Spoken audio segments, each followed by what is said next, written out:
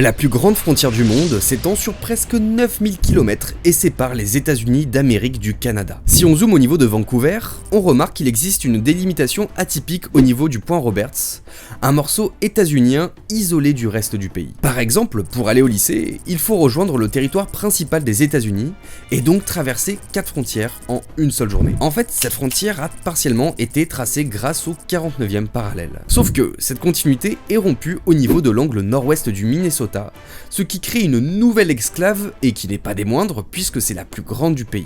Elle est séparée par le lac des Bois qui fait environ 100 km et dans lequel on retrouve l'île la plus au nord des États-Unis, hors Alaska. Et des cas atypiques, on en dénombre à l'appel. Par exemple, si on va tout à l'est, on retrouve l'île canadienne Campobello, un minuscule territoire d'environ 800 habitants et qui n'a pas de lien routier avec le reste du Canada. Pour sortir de ce bout de terre, la population doit donc passer par le pont Franklin Delano Roosevelt qui est états-unien. À savoir aussi que cette frontière est divisée en deux parties. Celle qui sépare l'Alaska du Canada se conclut par un litige avec une partie maritime qui est revendiquée par les deux pays. Et c'est depuis la France, plus particulièrement à Marseille, que j'anime toutes ces cartes à la main, donc abonne-toi s'il te plaît.